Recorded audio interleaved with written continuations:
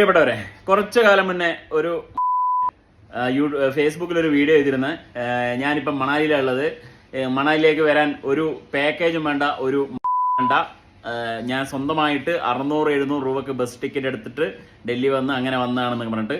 അപ്പോൾ ഇങ്ങനെയുള്ളവന്മാരുടെ വാക്ക് കേട്ട് പിന്നെ പാക്കേജ് ഒന്നും എടുക്കണ്ട എന്നുള്ളൊരു വർത്താനായിരുന്നു.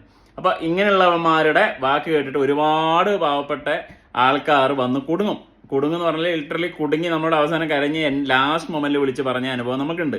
ടിക്കറ്റ് എടുത്ത് തരുമെന്ന് വെച്ചിട്ട്. അങ്ങനെയുള്ളവർക്ക് വേണ്ടിയിട്ടാണ് ഈ വീഡിയോ ചെയ്യുന്നത്. ഇതിപ്പോൾ നിങ്ങൾ കാണാം, റെഡ് ബസ്സിലാണ് എല്ലാവരും യൂസ് ചെയ്യുന്ന റെഡ് ബസ്സിൽ നാളത്തേക്കുള്ള ബസ്സിന്റെ ടിക്കറ്റ് ചാർജാണ് 2378 രൂപ. ഏറ്റവും ബാക്കിലെ സീറ്റിന് 1860 രൂപ. അപ്പോൾ ഈ പറഞ്ഞ 800 രൂപയുടെയും 600 രൂപയുടെയും ടിക്കറ്റ് ഇതിൽ കാണാനില്ല. ഈ ബസ്സിന് ഇപ്പം 949 ഉണ്ട്. പക്ഷെ അതിന്റെ ഏറ്റവും മുന്നിലത്തെ 2 റോയും 1619 ആണ്. ഏറ്റവും ബാക്കത്തതിന് 949, എന്നാലും 800 രൂപ ഇല്ല. അപ്പോൾ ഇവൻ പറഞ്ഞ ആ സാധനം ഇവിടെ ഇതിപ്പോൾ ലക്ഷ്മി ഹോളിഡേസ് എന്ന് പറഞ്ഞൊരു ബസ്സാണ്. അതിൽ ബസ്സിന് സീറ്റേ ഇല്ല. ഇവിടെ ഒരു സീറ്റിൻ്റെ 2749, ഏറ്റവും ബാക്കിൽ അതിന് 1899 രൂപ. നിങ്ങൾ കണ്ടോളൂ. അപ്പോൾ ഇങ്ങനെയുള്ളവന്മാരുടെ ഇവിടെ ഒരു ബസ്, സിംഗ് ബസ് 2400 രൂപയാണ് ബസ്സിൻ്റെ സീറ്റിൻ്റെ ചാർജ്.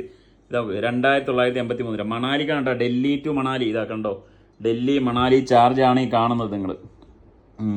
അപ്പോൾ ഇങ്ങനെയുള്ളവന്മാരുടെ വാക്ക് കേട്ട് ഇത് രാംദല എന്ന് പറഞ്ഞൊരു ബസ്സാണ്. ആ ബസ്സിൻ്റെ ചാർജാണിത്. നോക്ക്, 2560, ഏറ്റവും ബാക്കിലാകുമ്പോൾ 2560, 1930 ഏറ്റവും ബാക്കിൽ. അപ്പോൾ ഇങ്ങനെയുള്ളവന്മാരുടെ വാക്ക് കേട്ട് പെട്ടുപോകരുത്. നിങ്ങൾക്കുള്ള യാത്ര ഇനിയിപ്പോൾ സീസണാണ് വരാൻ പോകുന്നത്. അടുത്ത 2 മാസം നല്ല റേറ്റ് ആയിരിക്കും എല്ലാ കാര്യങ്ങൾക്കും. ഹോട്ടലായാലും ലോക്കൽ സൈറ്റ്സിനായാലും ബസ്സായാലും. ഇങ്ങാരി വാക്ക് കേട്ട് യാത്ര തിരിക്കരുത്, പെട്ടുപോകുന്നുള്ളത് ഉറപ്പാണ്. അതുകൊണ്ട് വ്യക്തമായ പ്ലാനിങ്ങോട് കൂടി മാത്രം മണാലിയിലേക്ക് ട്രാവൽ സ്റ്റാർട്ട് ചെയ്യുക. Thank you, ധന്യവാദം.